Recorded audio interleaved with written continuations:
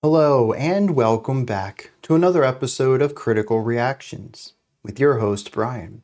We're going to wrap up today with a special selection, which is where one of you tell me exactly what it is I need to check out. Today's comes at us from Bratislav, Oasis, Champagne Supernova. That's what we're going to be checking out today. I really only know the popular songs from Oasis, their big hit singles. Never really dove into anything else from them, which means I've probably heard only 2 or 3 tracks out of hundreds. I believe that their work is pretty large. So let's dive into this. See what's going on with Champagne Supernova.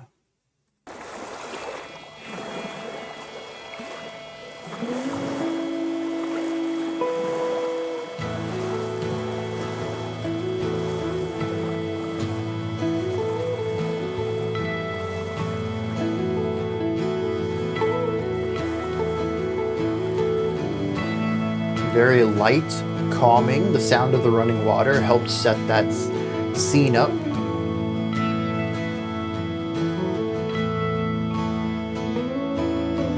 How many special people change? How many lives are living strange? Where were you while we were getting high? Slowly walking down the hall, faster than a cannonball. Where were you while we were getting high?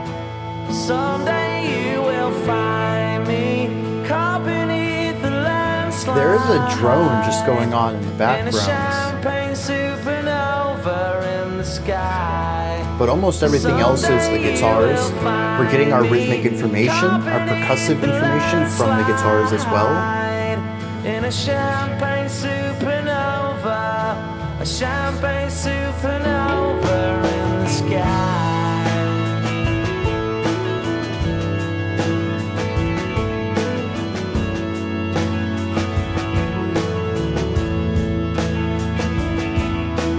Wake up the dawn and ask her why. A dream, she never dies. Wipe that tear away now from your eye. Slowly walking down the hall, faster than a cannonball. Where were you while we were getting high?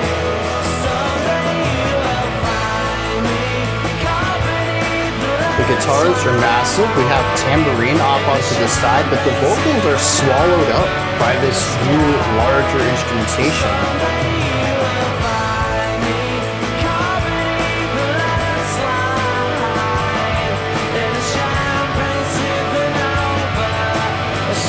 It's also very singular.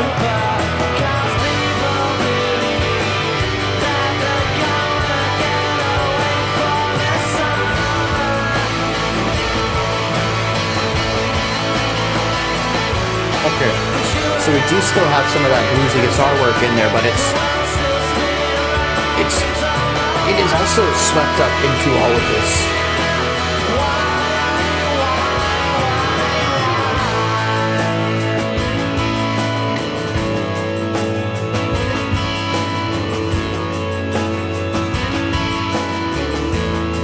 That's interesting because this is almost country. It definitely has a rock feel to it, but the bluesiness, the lightness, the layering, very different from that wall of sound in the chorus. How many special people change? How many lives are living strange? Where were you while we were getting high? Slowly walking down the hall, faster than a cannonball. Where were you while we were getting high? Someday you will find me caught beneath the landslide. In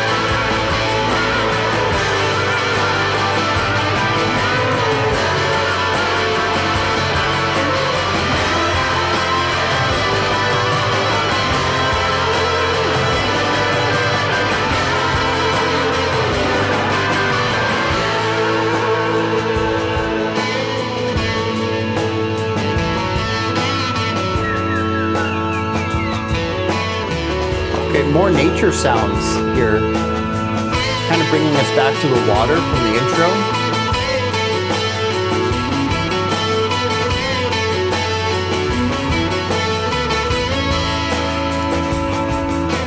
How many special people change?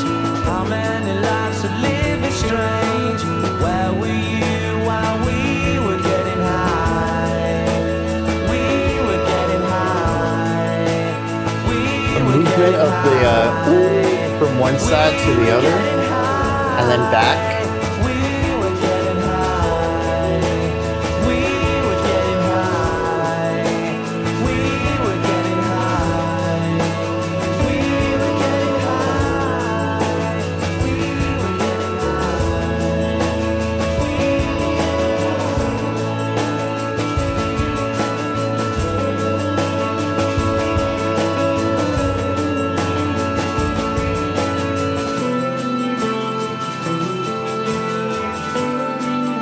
Small retardando here.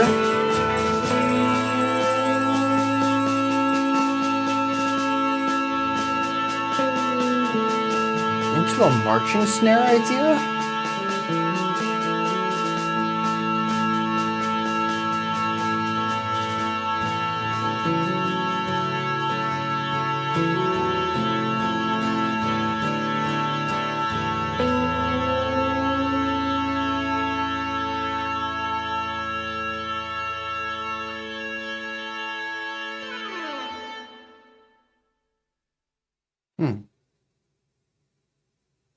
A bit of an indulgence ending, but one that I think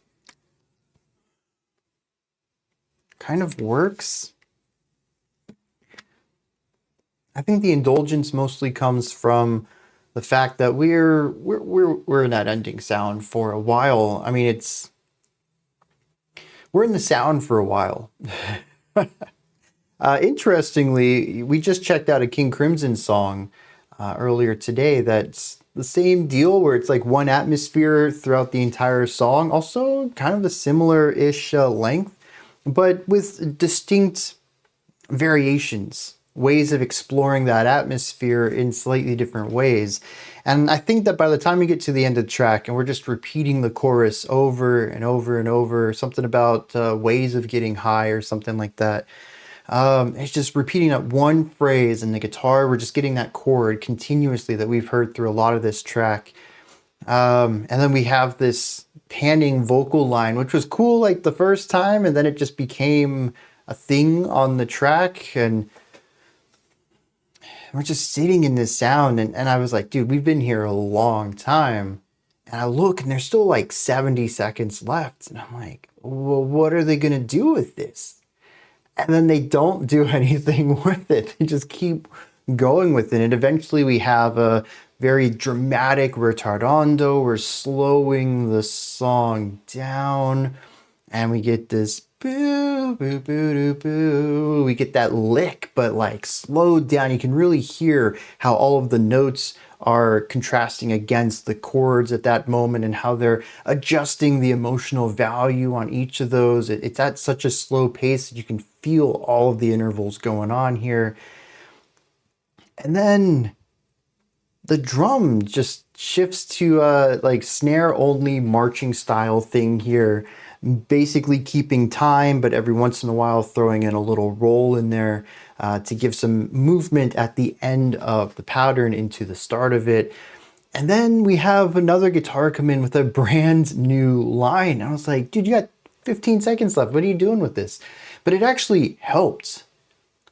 It really wasn't a full idea. It was really only like 2 bars, but it was enough to start an idea, create a little bit of tension, and then get a full resolution within it. So you got this pocket resolution within this larger idea that we are in the finale. This song is winding down here.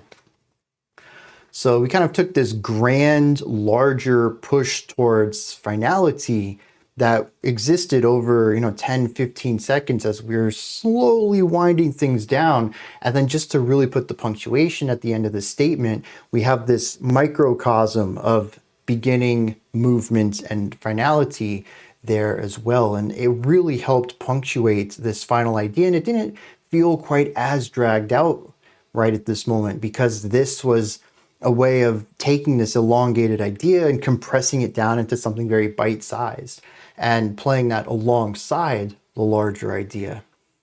And I thought that ended up working out really well. And it's a bunch of these little ideas. First we get the retardando, then we get the new drum part, then we get to focus on some of these notes, and then we get that punctuating progression. And it allows something that existed over like a full minute of kind of the same thing, just over and over, a short phrase too. And I think that's the thing, because when I say, it was 70 seconds, you're like, dude, 70 seconds, really? Your attention span's that destroyed? But the thing is that we're looking at 70 seconds of something that takes 3 to 4. And so we're going to hear this over and over and over. If I say that we listen to it 32 times, okay, I think that kind of drives home the repetition a little more than 70 seconds of the same thing. It really is about the speed of ideas, how condensed they are, and the length of the idea versus the length of the entire passage. Oh man, your attention span's fries, dude.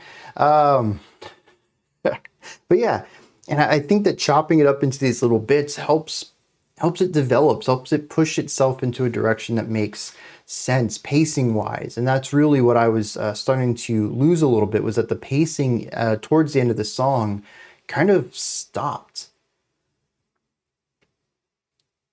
And this final moment, I think, helped bring that pacing back into focus, because this is a 7.5 minute song that it's pretty standard. We got verse, chorus, we repeat that, we go to a bridge, we hit the final chorus, and then we use the final chorus to take us to the outro. This is an entirely standard structure to a track, the A-B-C-B pattern. We've heard it millions of times in our lives. How do they stretch that to 7.5 minutes? And a lot of it is just stretching it. You hear a lot of the same chords, a lot of the same melodies. The verses are fairly lengthy in time. I think it was like 1.5 minutes between the first verse and getting to the chorus. And when your verse is 1.5 minutes and you got 2 verses, there's 3 minutes of your 7-minute song right there. It's just the song has a slow pace to it. And so, this could have been a 3-minute song if it were a bit more up-tempo, more standard, in line with mainstream writing. The only reason it is this length is because it's a slower tempo. It gets stretched out across that time. Because honestly, I was expecting a prog track, 7.5 minutes. I'm expecting maybe a couple different bridges. Maybe we're going to see some different structure to it. Maybe it's going to be linear. But no, it ends up just being a ballad, mainstream style track right here. But the pacing, I don't think ever really gets destroyed, because there's always this element of moving forward, whether it's because of the vocals or because of a guitar lick. There's always something that helps push the song forward, or it's even, as we saw at the end, little variations that help it feel semi-fresh in the moment.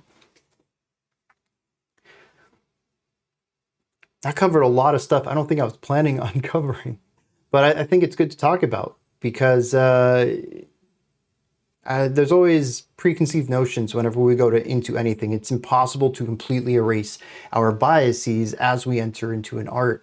And something like length of time. You know, if you go see a 2.5 hour movie, you kind of have some expectations about what an epic movie is, what kind of emotions you should feel across that, how grand of a scale it should be, and the type of pacing you expect. If you're just running high action all the time, one set piece after another, 2.5 hours is going to feel exhausting. And the same thing is kind of here. When I see 7-8 minute song, I'm kind of thinking of something else other than, well, in all intents and purposes, this is a pop track. Maybe not necessarily in the pop genre, though I do think there is some pop rock in here. It's popular. And I think that's a good segue into my next section. When I listen to this song, I'm trying to find out the emotionality of it. I'm trying to figure out what it's trying to say. The first word that stands out to me is inoffensive. There is nothing in here that pushes up against expectations too much. The vocal melodies feel right at home. There's nothing in there that challenges me in any way. The guitar work, a lot of this is chords. The bass, a lot of it is a pedal tone. It's following in line with what the guitars are doing or what the bass kick is doing. The drum part, for the most part, is very digestible, almost metronomic, just kind of locking into the rhythm. There's a little bit of deviation from that to have some more interesting drum parts, but on the whole, everything in here is incredibly digestible, and it's even presented in a structure that is incredibly digestible and predictable. But I don't think that that's the only thing this song is. The verses, absolutely. The finale, 100%. I'd say that's digestible, popular rock stuff, and yeah.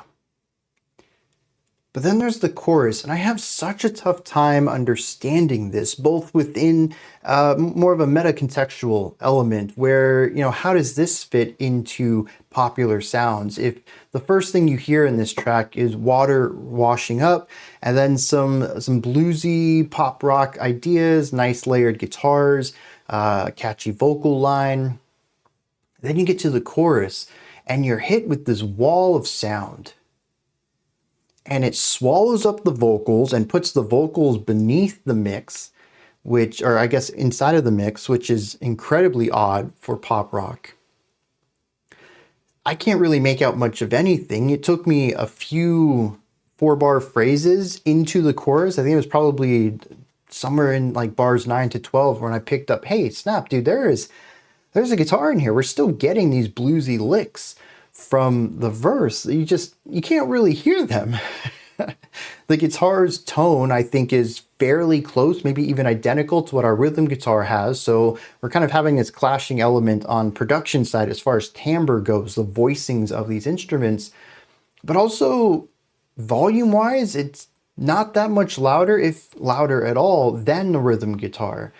It's also kind of in the same area as the voice, and all of this is getting drowned out by this wall of sound. It's very artistically interesting. I can't wait to see what the lyrics are about and kind of see how the contrast here fits. But I wouldn't necessarily call this easy to listen to, not in the same way the verse was. I think if you break it down, you have chords, you have a drum part that has a little bit more energy, has a little bit more fills in it in order to create something more driven and more expressive. And you have a catchy vocal line in there alongside some bluesy guitar licks. This actually isn't too far different from our verse. The makeup is identical, but what's changed is the way it's presented. And the way this is presented is filthy. It's gritty. It's mid-fi at best. The spacing between the voices on this, separation, I should say, not the spacing. The separation of the instruments could be a lot stronger, both production-wise in the placement of these instruments, but also the engineering side of the things, which could be from your producer, but could also be from the guitarist as they craft unique sounds with pedals and effects and amps. and cabinets in order to create some distinction between these instruments. There's a lot of places where we could have had more definition in this, and we don't. It's almost like coloring with incredibly similar shades of a color without using an outlining to them to provide a distinct separation between two colors. So they sort of just blend together and you kind of lose the shape of whatever object you're applying color to. And that's what happens in the chorus. It loses shape. Oh, well, I mean, it adopts the wall. It loses definition though. And I don't know how to approach this. I really hope that the lyrics lean into this because it's a strong artistic decision here. This is high contrast. We're not talking about a quiet to a loud section. We're not talking like, a piano melody to death metal. Those are high contrast scenarios too. This is sonic contrast. This is contrast from the production team more so than the composition. Because honestly, I still don't think that these two parts of the song are too different. Compositionally, what you get on the sheet music is going to be fairly similar between them. It's the production side of things that make them feel so different.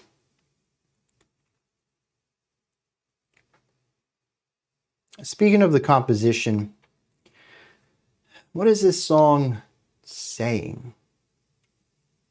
There's a nice bluesiness to all of this, and I love the guitar licks that we get throughout this track. The guitar solo I thought was very well done across the bridge as well. And there's a calmness that the song starts out with and kind of explores through most of the verses. It is done with blues guitar licks to it. There is an element of feeling down, an element of that calmness being brought down just a hair bit, but I wouldn't call any of this sorrowful or dreary or melancholic. It's like a little bit of darkness added to create interesting contrast in a work of art. Not necessarily to drag down the highlights, but in order to create complexity. And I think that's where the blues element fits because everything else in here, listening to the drum work, listening to the chord progression, listening to the vocals is relaxed.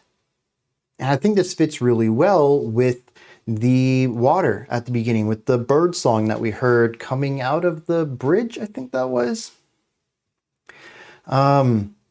It creates this feeling of relaxation, but also springtime. Not necessarily the water, but the bird song, but the way the guitars sound, the rhythm guitars, the chords they're playing, the particular timbres of the instruments as well. It's like sitting on a porch, kind of swinging.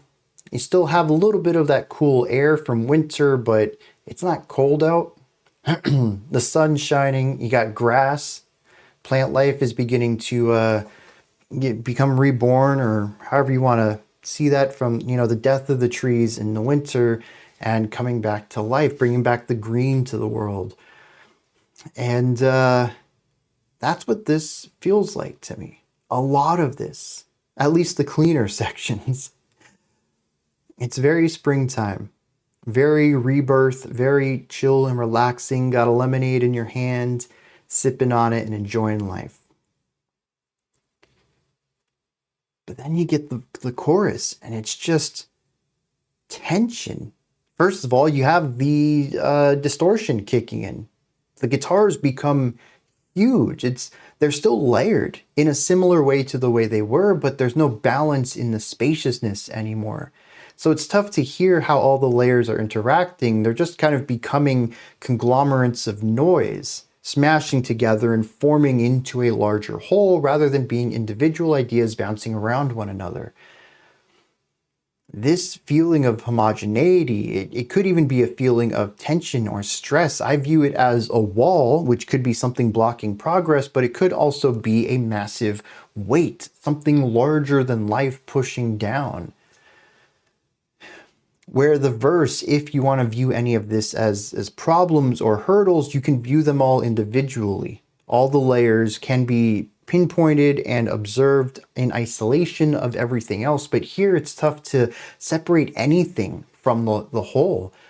It feels impossible to surmount because all the little things have turned into one large one. This is how I best understand this track of why this section comes in. It's supposed to be high contrast to create an opposition to the verse. Now, whatever that opposition is, on a more specific level, what this song is specifically talking about and why we have this more clearly layered and laid back sound versus a more oppressive, larger than life, monolithic sound. I don't know what the specifics are, what those are specifically supposed to represent metaphorically, but I do think that that's the purpose of it. And as much as I'm not a big fan of the production of the chorus, I think that this wall of sound could be done better. Although this came out in 1995, and I'm comparing it to walls of sound that I've heard in post-metal from decades later. So it might not be fair, given that my comparisons are from a different genre, from a different time. But I do think that this could be clearer without losing the weight. And I think that's my only criticism here, but I don't think that detracts from the heavy contrast that they are putting on display here. Wrapping this up, the finale of this song is pure resolution. I had mentioned that they even find resolution on multiple wavelengths in order to create this feeling of pure ending, true finality at the end of this track. And so all of this contrast and stress and anxiety that we get out of this chorus does eventually get removed, and we find resolution towards the end. So that's another theme I'm going to be hoping to find in the lyrics, is not necessarily an everlasting element of this anxiety or a song that focuses primarily on tension, but one that seeks to find resolution against tension. Let's hit some lyrics. I've never looked into any of Oasis's lyrics. As I mentioned earlier, I barely know any of their work to begin with, but even the ones I am familiar with, at least musically, I have no idea what they're singing about. I've never went and looked it up. So, color me surprised when we got to this track, and I'm reading it, thinking that this could be written by Pink Floyd or the Beatles or any of the psychedelic greats. None of this makes sense, dude. It all alludes to something interesting, and I'm sure they can point towards abstract art and say, people who read this are going to get different things out of it. Yeah, I mean, psychedelic lyrics have always had that, but I don't think there's much profound that was injected into this. A lot of this just seems seemingly random, and if you happen to get something out of it, that's cool, but I don't think it's intended to mean anything. The first verse says, "How many special people change? How many lives are living strange? Where were you while we were getting high? Slowly walking down the hall, faster than a cannonball. Where were you while we were getting high?" This is the only time we have any sort of oddity here as far as contrast. The idea of slowly walking down a hall but still faster than a cannonball. I don't know, dude. It's just a contradiction. I suppose if I wanted to give it a favorable read, it could be about time itself. About how some things feel slow, but they're still really fast, and other things feels fast, but they're still really slow. About how the moment to moment can be incredibly tiresome if you focus on every second changing. But when you think back to this day, maybe a week or a month later, it kind of flew by, dude. Where'd the last week go? How are we in March? Well, it's not quite March already, but we're getting there. How are we 2 months into 2026 already? That would be a generous read of it. I don't think that's necessarily what it's aiming for, though. But it does talk about change, which introduces the concept of time also. But it also asks, what were you doing while we were having fun? Where were you while we were getting high? This phrase is repeated 4 or 5 times on this track. It seems incredibly important as a way of asking a second party what was more important than hanging out with us. Kind of makes the narrator a bit self-centered within the story, but honestly, I guess a lot of lyrics are like that. A lot of books are, yeah. Okay, anyways, I don't know where I was going with that. The chorus, though, is some of the most Pink Floyd I've ever heard.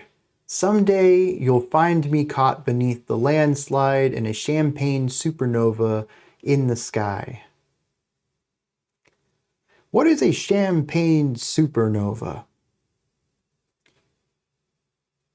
How are you caught beneath a landslide in the sky? How is there a landslide in Champagne, much less a champagne supernova? I'm assuming there's an explosion of some sort, being that a supernova is a vast release of energy as a star dies. It gives energy back into the cosmos to create new energy elsewhere. None of this makes any sense. This is word salad.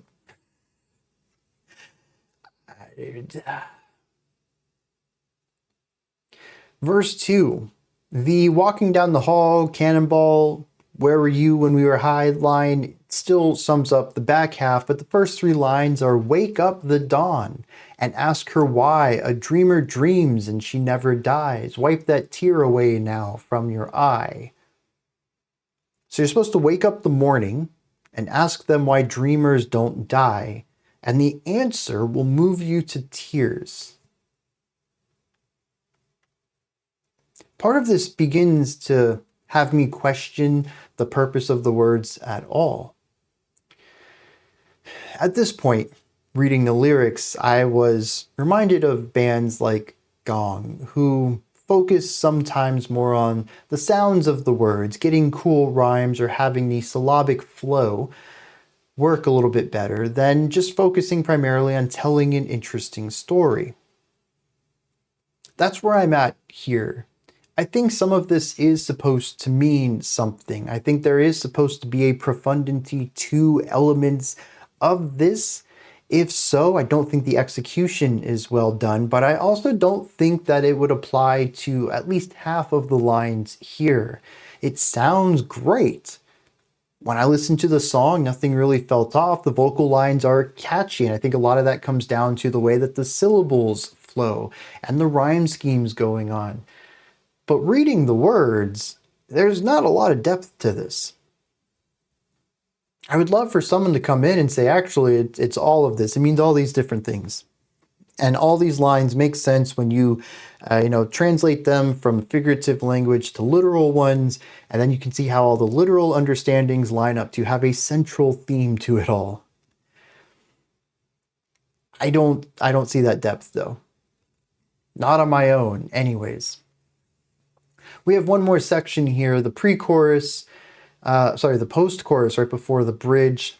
It says, people believe that they're going to get away for the summer, but you and I, we live and die. The world's still spinning round and we don't know why. So some people believe, it doesn't say they are, in their mind, they think they're going to have a summer vacation, to get away for the summer, to go see a new area. It says, but us, we live and die and the world keeps spinning. I'm pretty sure most people live and die. The world does continue to spin. It says, but we don't know why.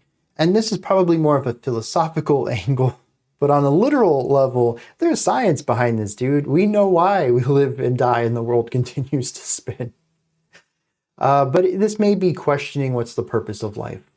If we're here just to be born and to die, and the world doesn't care about us, why are we here at all?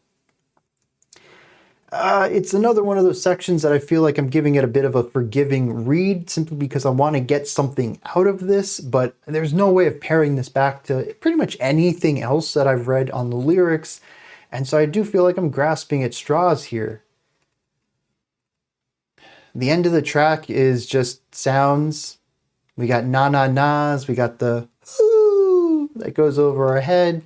And the end of the track is a repetition of we were getting high, over and over and over and over. And maybe the lyrics make sense on psychedelic drugs.